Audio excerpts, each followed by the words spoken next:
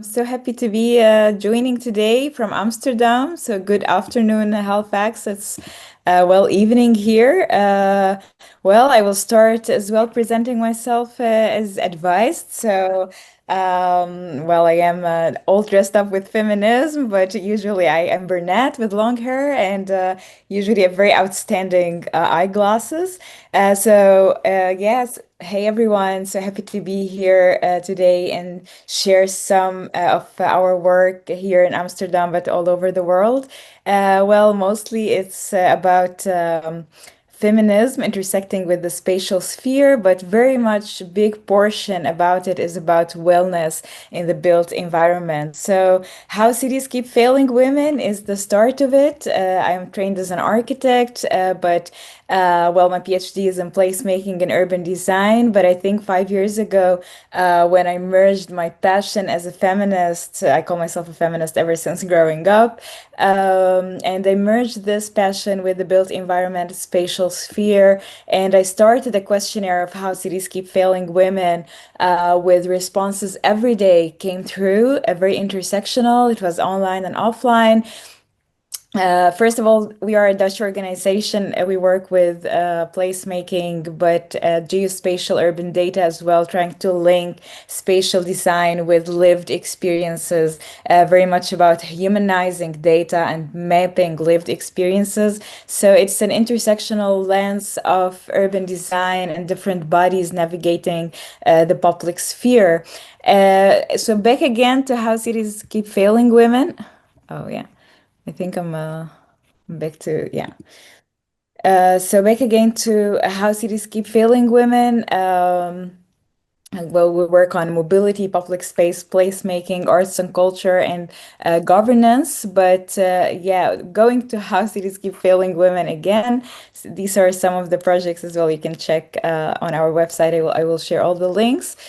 So how cities keep failing women is what started me to write the book, The Gendered City. And I resonated with many of the failures actually and felt very much obliged to how still in this century, women still and gender diverse and everyone who and like different abilities, different age. So it's very intersectional, not only women, but everyone who is not conforming to societal norms has been restricted in a way or another in the built sphere. So, me myself, I have a very diverse urban belonging, I call it. So, I lived long time in more than 7 cities, and my positionality really changed and how I'm perceived in the built sphere in the public eye changed. So many of it very much we share safety and security aspects very much is restrictive to our freedom, well-being, mobility.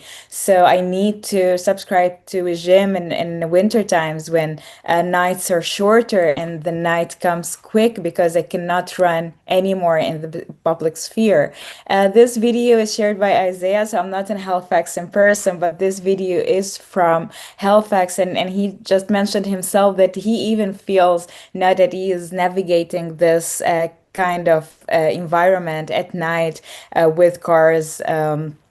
In the side. And I think this is very much similar in any city we live in. This is very much a repeated sense of how you can navigate public sphere as a woman or as a vulnerable someone.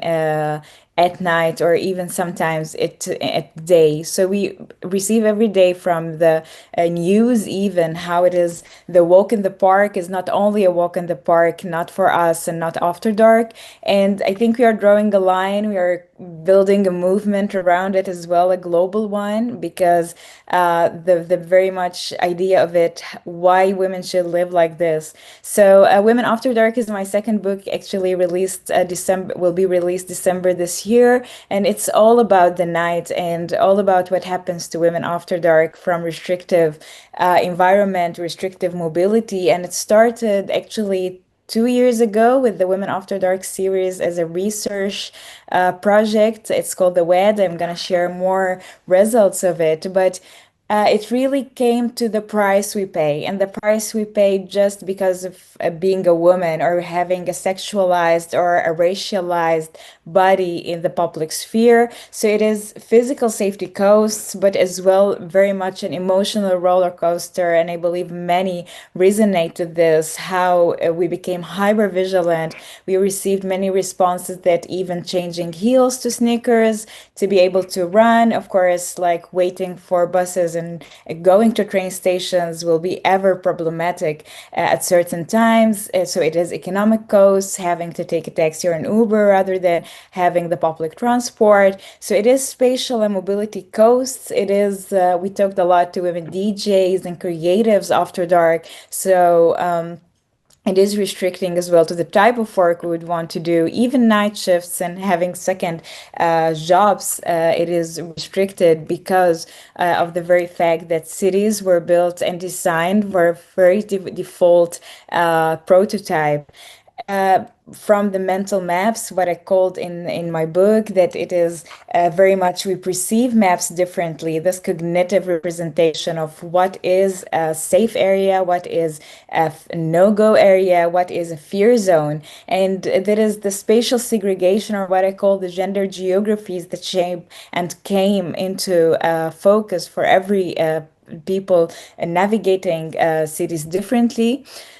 So from the report, you can as well find it on our website for like more comprehensive questions that we have been asking when what we call the femdark stations. This picture from Amsterdam, and the statistics were globally. So it came back that 97% of women surveyed reported that they feel unsafe or not at ease trying to change their routes. Sometimes not using the bikes anymore. So this is the price we pay, and the price we pay, as I mentioned, comes a lot as a mental distress and affects wellness and even health in the public sphere. So mobility, and we think mobility is a fundamental human right, and it is the access to education and employment and healthcare and culture activities.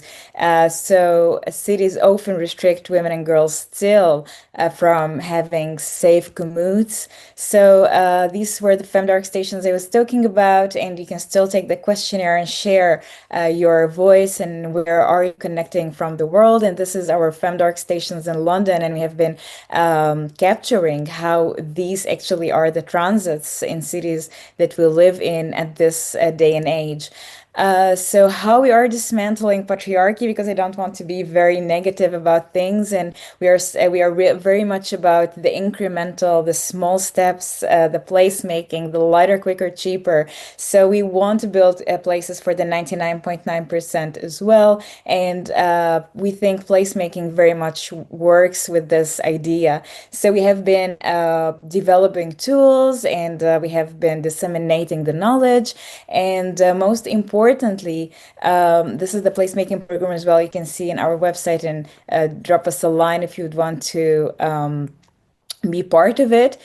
So it is how to design with safety in mind, how to design out fear, what we call it, from transparent facades to even removing obstructions of visual lines and connectivity. And most importantly, our FemDes, it's our advocacy platform, and you can still join the FemDes. We have chapters in more than 35 cities around the world. We have 570 feminist design experts, and we think this is very much new science, and we want to disseminate it. And now, for the first time, I'm teaching feminist spatial design for master students here in Amsterdam.